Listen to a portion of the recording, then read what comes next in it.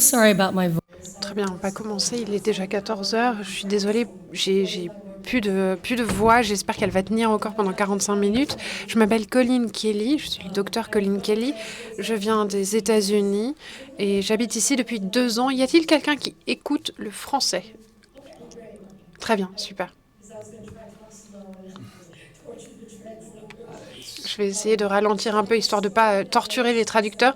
Donc, je suis psychologue, je travaille avec les familles, les couples, des couples qui souffrent d'addiction et de situations de conflits graves.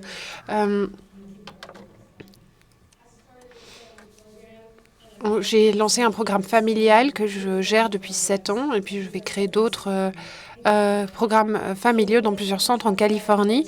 Ce dont je voulais parler, je sais qu'on est en petit groupe, voilà, mais je voudrais vous parler du travail avec les familles par le biais de la théorie de l'attachement.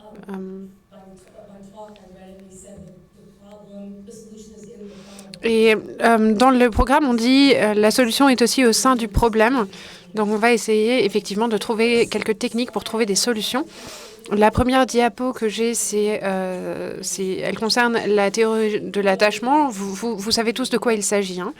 Quand je dis théorie de l'attachement, on a découvert pendant la guerre, John Bowlby a découvert pendant la guerre que les enfants qui avaient eu tous leurs besoins en termes d'éducation,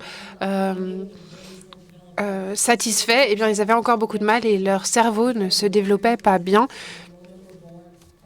parce qu'ils étaient trop seuls. Et donc, du coup, on est vraiment fait pour s'attacher aux gens qui nous entourent. C'est comme ça que le cerveau se développe. Et sans cet attachement, eh bien, on ne parvient pas à se développer. On le sait depuis longtemps, mais aujourd'hui, on voit que l'attachement est vraiment à la base et nous accompagne jusqu'à l'âge adulte. C'est la base de l'addiction, c'est la base des violences familiales. Et c'est toujours cette idée de manque d'attachement ou d'incapacité à s'attacher. Donc, une fois que Bowie a étudié tout cela, bon, bien sûr, c'est une théorie, mais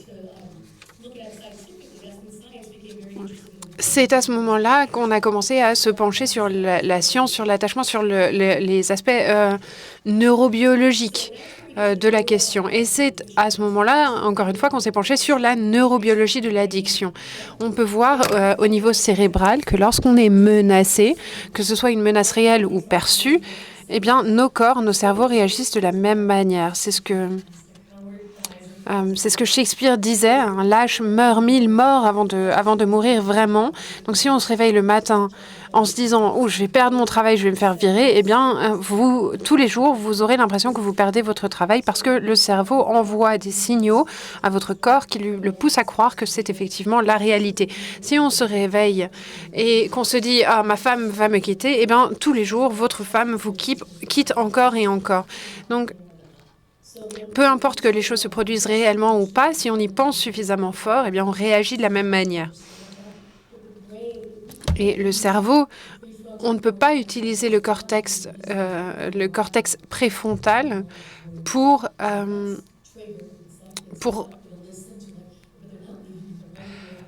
se superposer à cette blessure un peu primale. Il faut vraiment travailler sur cet attachement. Et si on ne l'a pas reçu quand on était enfant, eh bien, c'est une tâche particulièrement difficile.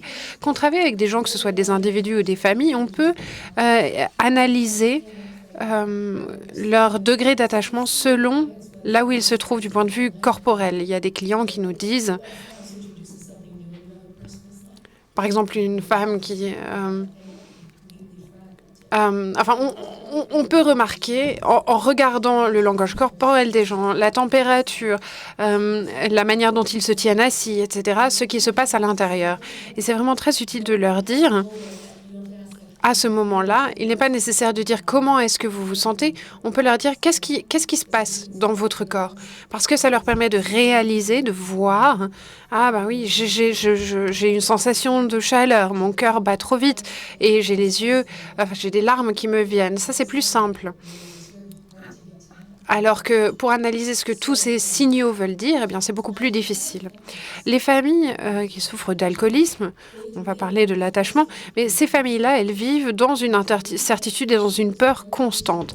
Et elles se disent souvent que en réparant le patient, eh bien, on va pouvoir sortir de la situation, on ne vivra plus dans l'anxiété, dans la peur, et ils se mobilisent et ils se concentrent sur le patient et le patient uniquement.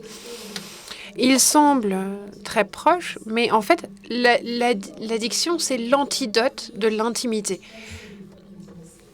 Et il faut faire attention à ce que les gens ne confondent pas intensité et intimité. L'intimité, c'est fluide, c'est ouvert. On veut aider les familles à arriver à une étape un peu plus saine plutôt que de rester prisonnier de la situation dans laquelle elles se trouvent. Donc, ce qu'on a remarqué en étudiant uniquement le cerveau en matière de peur et de douleur, évidemment c'est lié à l'addiction parce que l'addiction c'est une peur et une douleur constante. Donc vivre dans un état, enfin vous pouvez voir tout ça, l'attachement. En fait, on veut pouvoir se tourner vers un partenaire, vers un parent pour être réconforté. On cherche une consolation.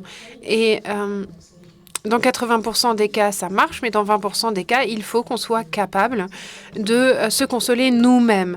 Et il faut apprendre à nos patients à le faire. Et l'addiction, dans certains cas, eh bien, c'est quelque chose qui fonctionne pour nos patients. Et nous finissons dans des situations où on n'arrive pas à satisfaire les besoins du patient par un autre biais. Le docteur Sue Johnson a fait une étude incroyable. Donc il y a une femme qui s'est portée volontaire. Elles ont mis des électrodes sur sa cheville qui lui donnaient des chocs électriques. Et donc les chocs étaient administrés et ils étaient elle était dans un IRM à l'époque. Ensuite, ils ont demandé à un technicien de venir et de lui tenir la main. Et tout d'un coup, ça allait un tout petit peu mieux. Et ensuite, son mari est venu, lui a tenu la main. Et ben, c'était à peu près pareil que le technicien. Il y a eu un petit mieux, mais pas grand-chose. Et ensuite, ils ont fait une session de thérapie familiale.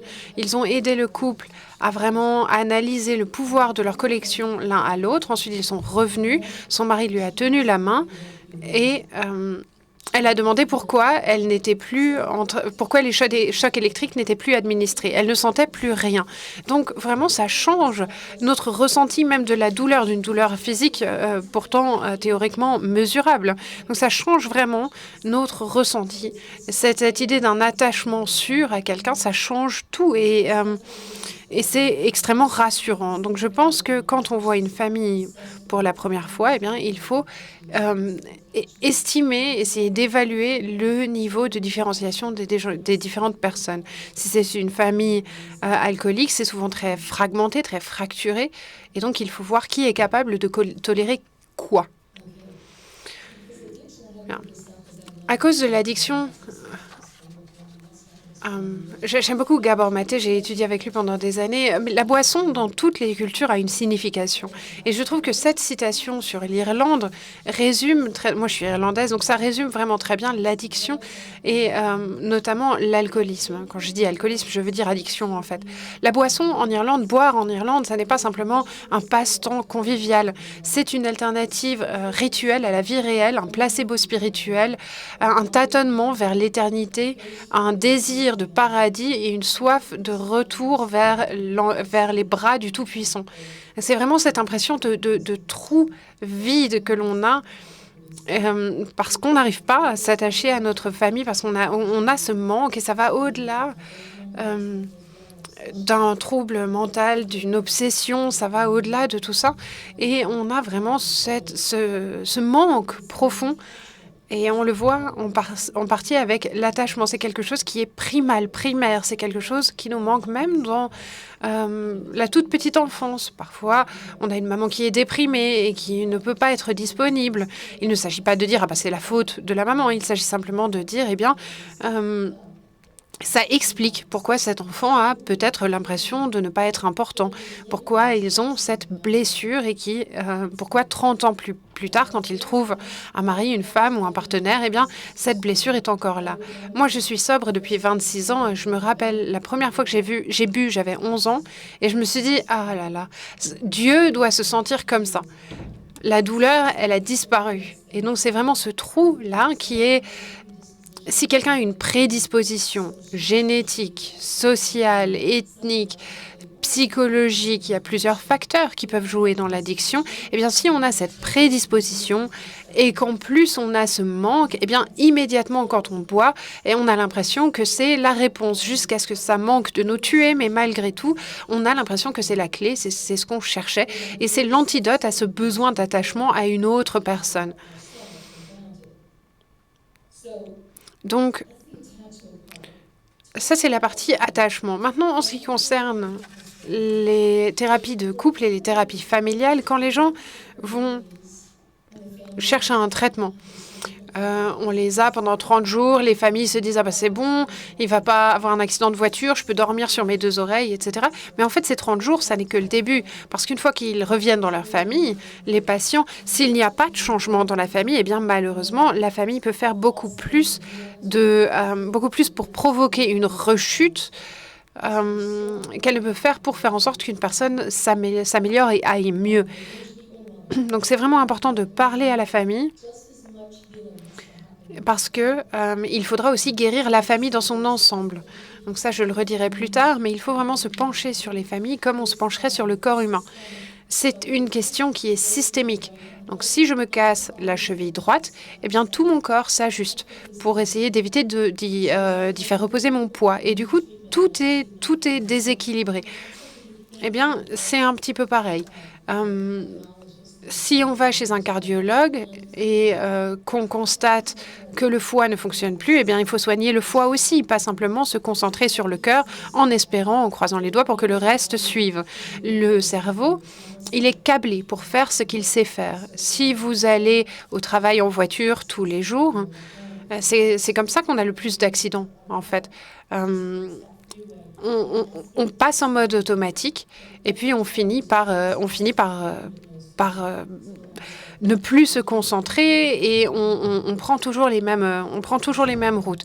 Et donc, il faut vraiment travailler avec tous les membres de la famille parce que l'addiction, c'est une pathologie familiale. Je sais que qu'en Amérique, on dit que c'est une maladie. Après, c'est un trouble, c'est comme vous voulez. En tout cas, c'est un problème qui est systémique et familial.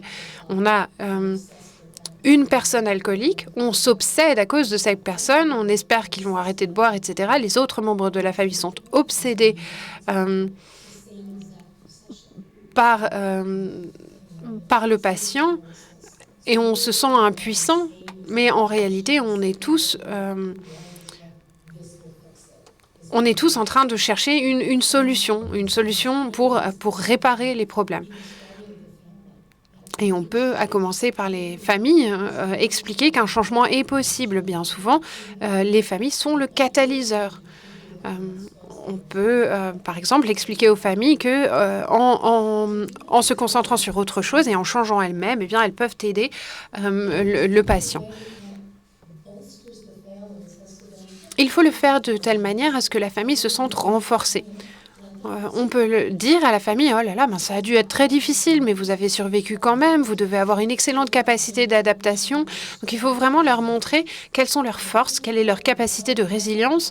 Et quand on parle d'alcoolisme, eh bien des fois, c'est l'alcoolisme qui fait tenir la famille. C'est autour de cela que la famille se construit.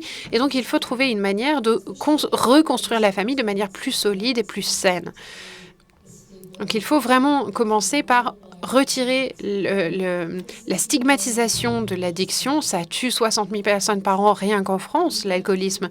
Donc nous devons y réfléchir d'une nouvelle manière. Si l'un d'entre nous avait un enfant diabétique et qu'on écrivait à leur collège en disant « Ah, ben, c'est difficile, évidemment, maintenant il a un diabète de type 1, c'est très difficile, mais il est très intelligent, ça va s'améliorer, etc. » Même s'il a dû manquer quelques heures de cours, eh bien, pour l'alcoolisme, on hésite à le dire, on hésite à en parler. On n'enverrait pas une lettre au directeur de l'école en disant oui, il a commencé par boire et puis maintenant il prend de la méthamphétamine, etc. Il y a encore une stigmatisation beaucoup trop importante. Et c'est très, très difficile de dire à un parent non, ça n'est absolument pas votre faute parce que les parents se sentent toujours responsables. Ils ont toujours l'impression qu'il faut mettre un terme à toujours l'impression que c'est de leur faute. Et nous sommes sur la ligne de front pour mettre un terme à cette stigmatisation. L'alcoolisme, eh bien, c'est une maladie comme le diabète, comme d'autres maladies aussi. Il n'y a pas de honte à avoir.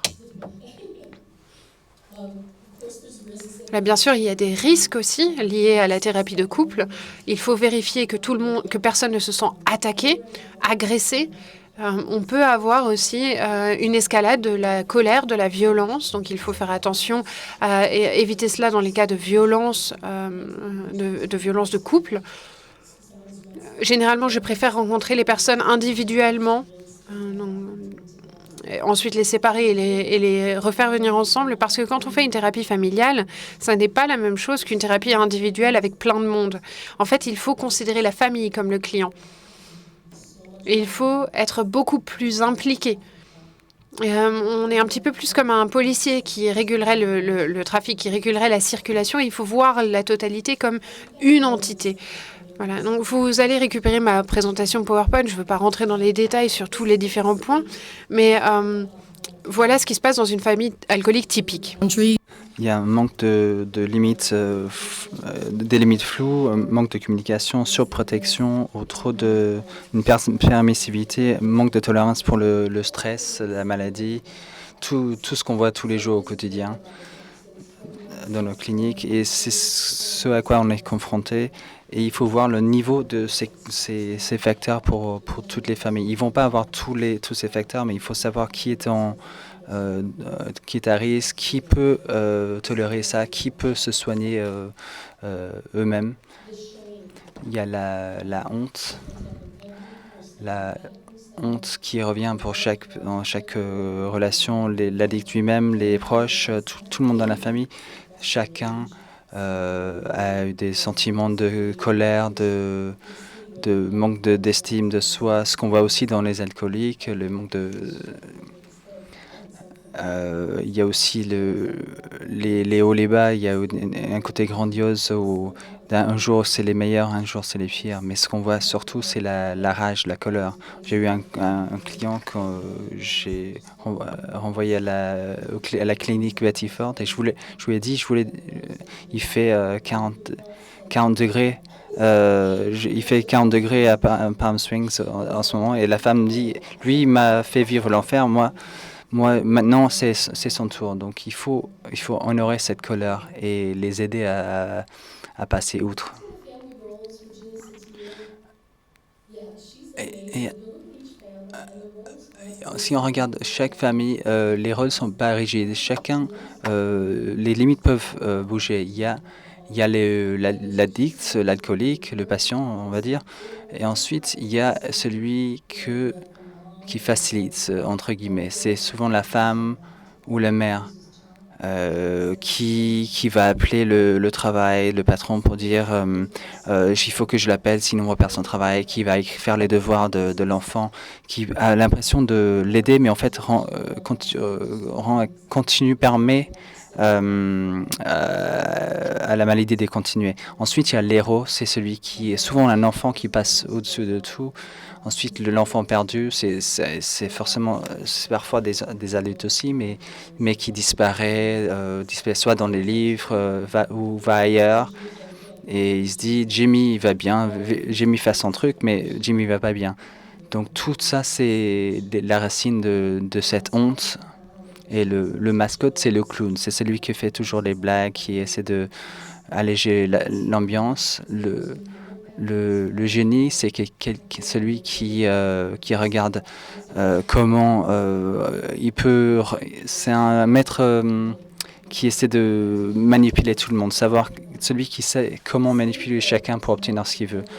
Le bouc émissaire, c'est pas le dépendant, c'est pas l'addict, c'est celui qu'on accuse, qui est toujours accusé d'avoir cassé tel ou tel truc, mais c'est pas c'est pas le patient, mais c'est quelqu'un pour lequel on accuse pour tout en général.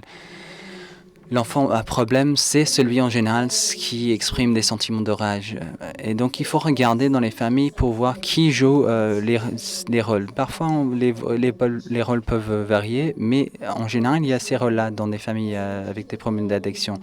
Et dès qu'on peut améliorer, dès qu'il y a une personne qui va mieux, la famille pète les plombs parce qu'elle veut préserver la homéostasie.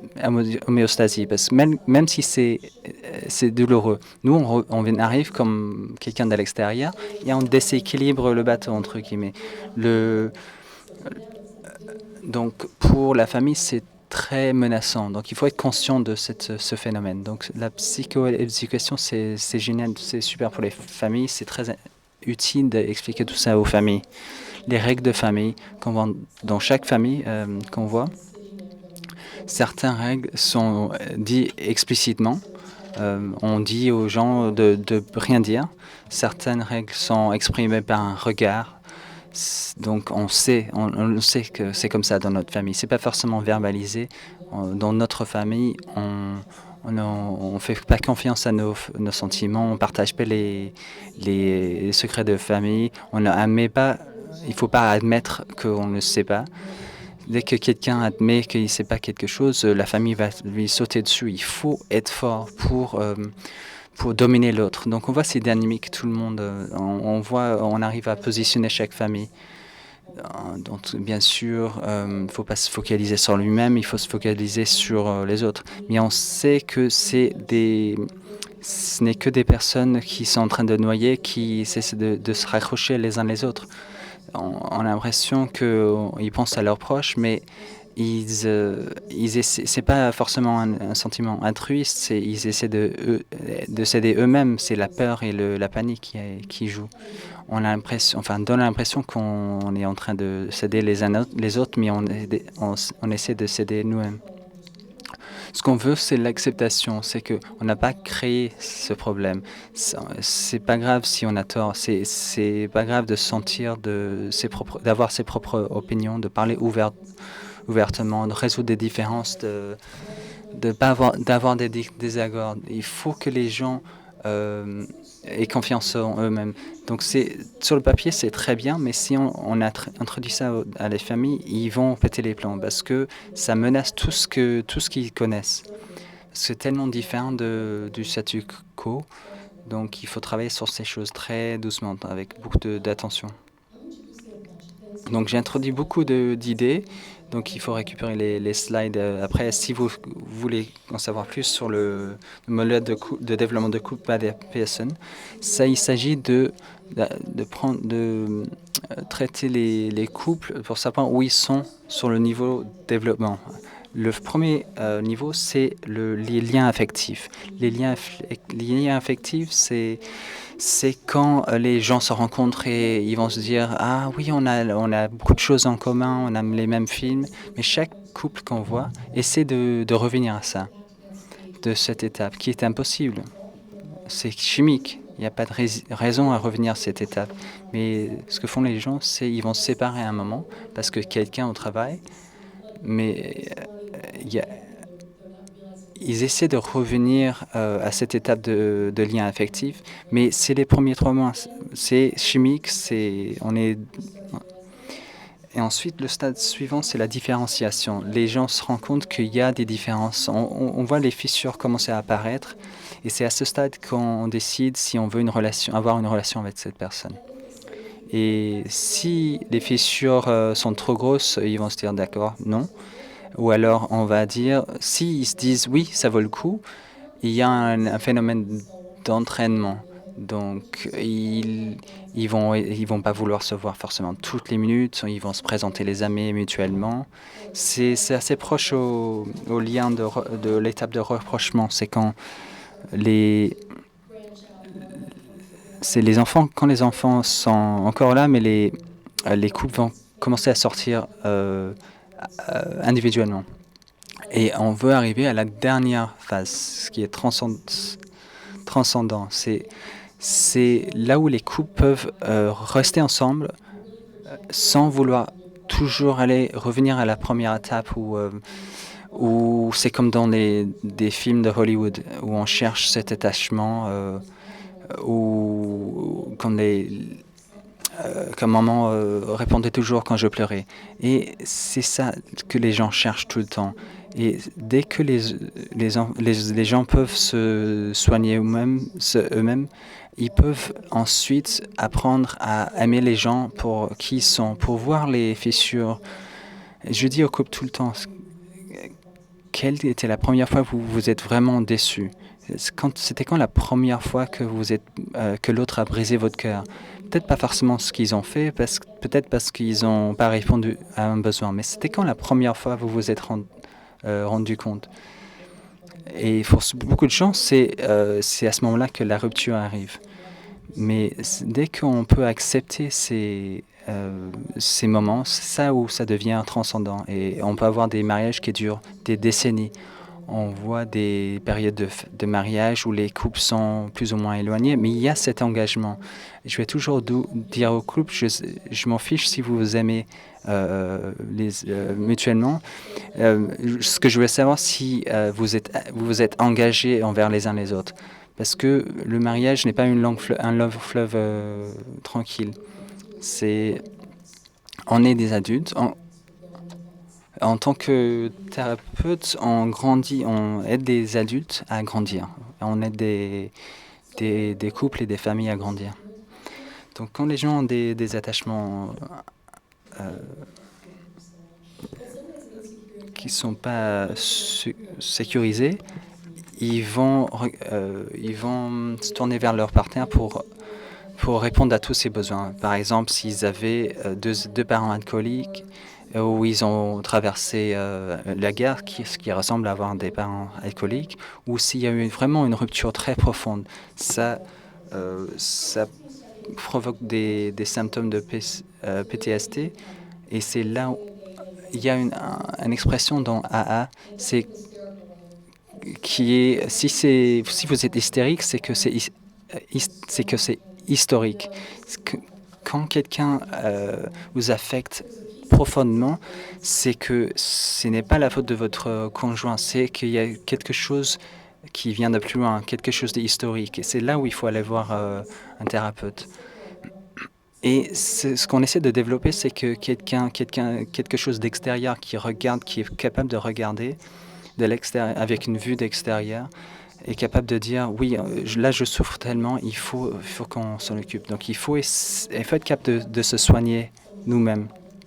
Si on est affecté à tel point par quelque chose de petit, c'est que c'est vieux, c'est très loin dans notre histoire, dans notre histoire d'attachement. Donc, je leur donne une feuille et vous avez besoin de ça. Je leur dis, vous avez besoin de ça, je vais leur demander de choisir parmi des centaines de besoins fondamentaux. Avec des familles, on essaie de définir ce qui est réaliste environnementalement, quelles sont les limites que vous avez ou que les limites de votre conjoint. Et ça revient souvent. J'appelle ça la thérapie de gangster. J'avais une famille qui était arrivée, je savais qu'ils n'allaient pas revenir. Ils ne voulaient pas que la fille aille au mariage du fils, parce qu'ils allaient ruiner le mariage. Et j'étais d'accord, elle allait ruiner le mariage. Donc je savais qu'ils n'allaient pas revenir. Donc quand on faisait cette session, et je leur ai dit à cette fille, ma fille, il faut courir. Et j'ai dit à la famille, est-ce que vous allez l'aider, votre fille? Donc j'ai dit à la fille, vous allez vous faire votre deuil. Vous n'allez pas avoir les parents que vous voulez. Et j'ai dit aux parents, vous devez faire votre deuil, vous n'allez pas avoir la fille que vous voulez.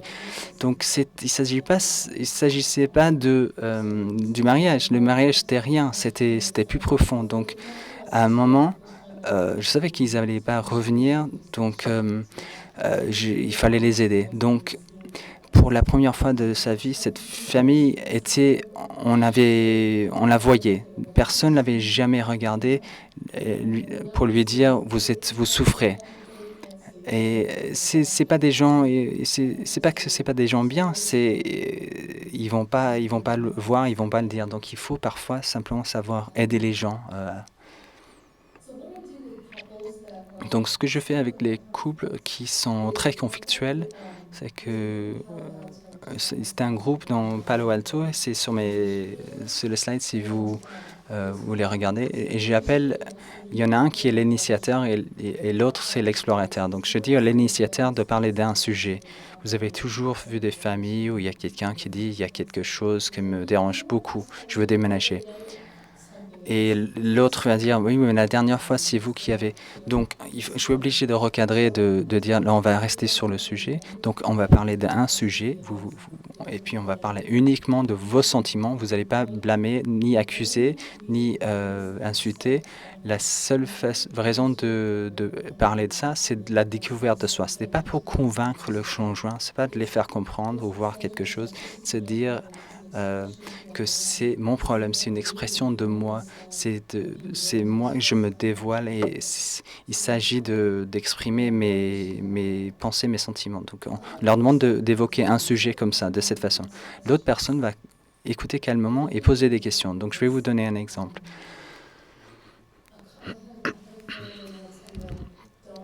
J'ai eu une famille une fois et la fille avait 18 ans. Et elle a dit à la mère, je me suis sentie abandonnée toute ma vie. Et la mère, elle a eu le cancer. Elle aurait pu faire dire facilement, j'ai eu du cancer toute ma vie. Ça aurait été vrai, mais elle a travaillé là-dessus. Et elle a répondu, vous vous êtes senti abandonnée toute votre vie. C'était comment? C'est affreux. Donc elle est restée avec sa fille. Et elle n'a pas assumé le rôle de la mère qui abandonne. Donc à ce moment-là, on reste sur la personne qui évoque ce sujet.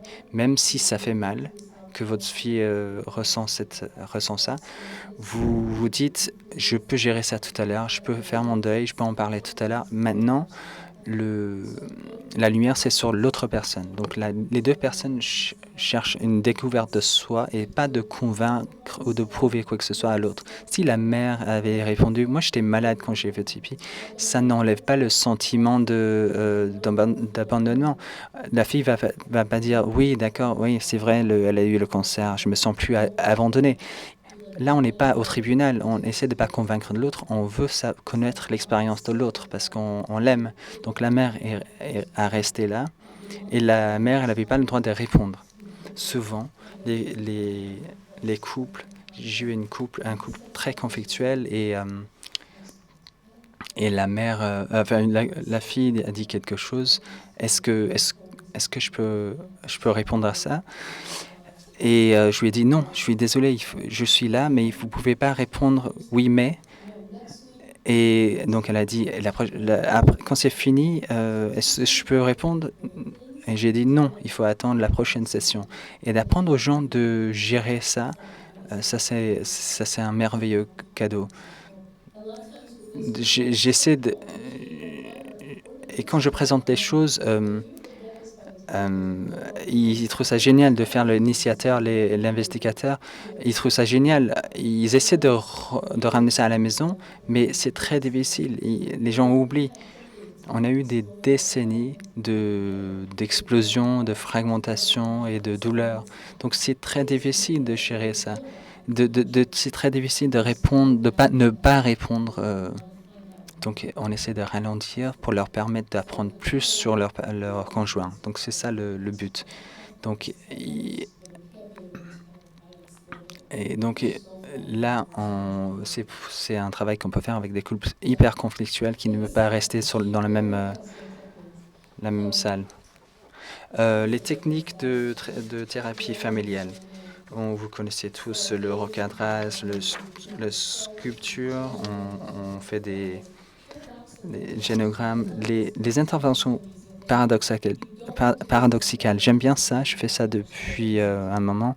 Vous n'avez pas besoin de faire ça avec une famille conforme, mais si Si vous faites ça avec une famille qui est réfractaire à la thérapie, c'est intéressant.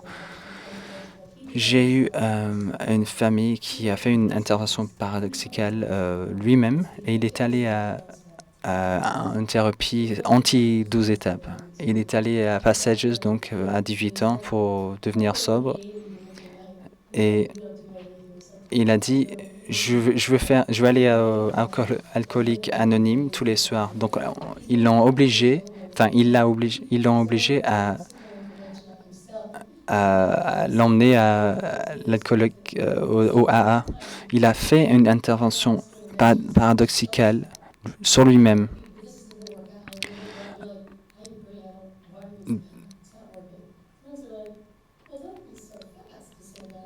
Donc, une autre technique, c'est de dire, en fait, c'est de provoquer les gens, c'est de les envoyer, les sortir de leur hypnose. En fait, euh, j'ai un client maintenant qui habite dans sa voiture. Je lui ai dit, je sais que c'est paradoxique, mais je lui ai dit, enfin, mais c'est la vérité. Je lui ai demandé de mettre ma carte de visite dans son sac. Parce que quand ils appellent, parce que quand il meurt, je veux que la police m'appelle. Donc ça l'a tellement choqué il m'a rappelé plus tard, il m'a dit qu'il allait essayer d'arrêter l'alcool. Donc je disais la vérité, mais des fois c'est tellement grave, la situation est tellement grave qu'il faut provoquer les gens. Euh, donc c'est ça une intervention paradoxique. C'est provoquer les gens pour qu'ils réagissent. Donc c'est un peu comme le déséquilibrage. Parfois on peut s'aligner avec une personne dans la famille pour déséquilibrer. On va défendre une personne dans la famille pour déséquilibrer la famille. Donc là, il faut avoir beaucoup d'expérience pour gérer ce genre de situation. Une thérapie axée sur les solutions, c'est non pathologique. Donc on travaille sur les forces et pas les faiblesses. On voit les faiblesses, mais on essaie de valider les forces avec eux. Parce que cette partie du cerveau ça va toujours s'allumer. Ils vont être plus ouverts à pour essayer quelque chose. Je vais leur demander, qu'est-ce que vous avez essayé par le passé? Quand est-ce que ça ne fonctionne pas?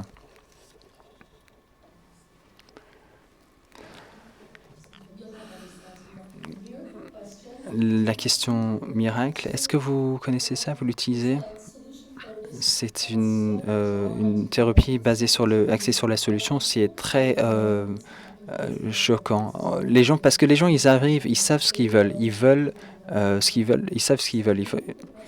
Mais la question miracle, c'est quand on dit à quelqu'un comment vous serez demain matin. Et si vous n'aviez plus ce problème, comment vous seriez? Qu'est-ce que vous ressenteriez? Qu'est-ce que vous feriez qui vous permettrait de dire, de savoir que le problème est parti? Pas qu'est-ce qu'eux ils feraient, mais qu'est-ce que vous feriez, vous?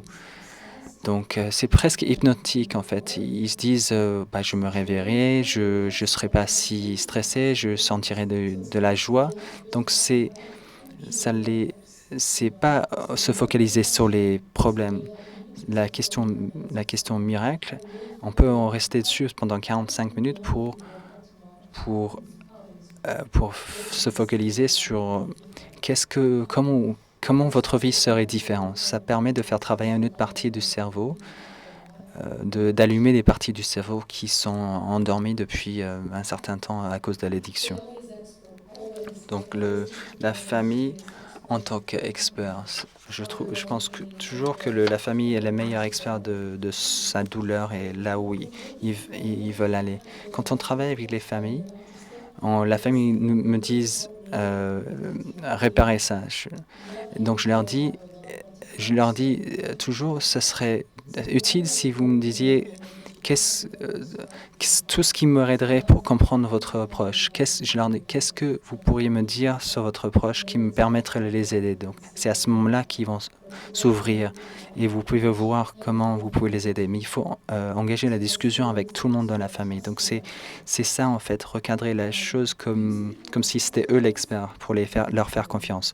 Donc, utiliser le contre-transfert. Utiliser le contre-transfert, c'est génial. Et si on a un client qui se demande pourquoi ils sont désengagés, qui ne sont pas excités par les sessions, si vous vous sentez désengagé, c'est certainement que le client est désengagé. Et j'utilise ça souvent, et ça marche bien. Donc, ça marche bien si vous connaissez bien la famille. Une fois, j'ai eu une famille et le père et la fille a dit, vous êtes allé sur des voyages, sur tous mes frères et sœurs, Afrique, partout dans le monde, et vous m'avez jamais emmené en voyage. Et le père a dit, j'ai eu beaucoup de travail, vous êtes le plus jeune. Et donc, j'essaie de lui faire comprendre, mais il n'arrivait pas à dépasser le fait qu'il était occupé. Donc, je me suis mis à sa place. Et j'ai dit à sa fille, je suis tellement désolé que vous êtes parti, t'es pas parti en vacances. Je voulais jamais que tu te sentes moins aimé que les autres enfants. Et la fille pleurait, mais le père disait oui, c'est ça. Mais des fois, les parents n'arrivent pas à accéder à ce genre de langage. Donc, j'adore me mettre à la place des parents et ça fonctionne toujours. Et puis, si ça marche pas, je dirais bon, des fois ça marche pas. C'est pas grave quand on a tort, parce que j'adore avoir tort parce que ça permet aux familles de dire oui, des fois des gens ont tort. Donc on va pas parler du parents parler, mais je vais conclure sur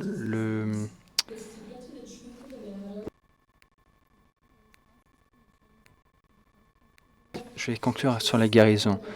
C'est pour aller vers la vérité.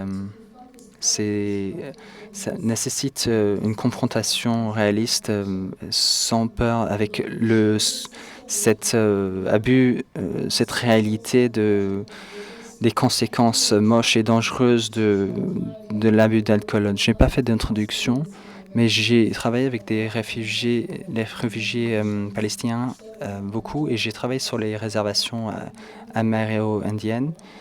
Donc, quand on parle de traumatisme, il faut regarder le contexte et pas uniquement l'individu.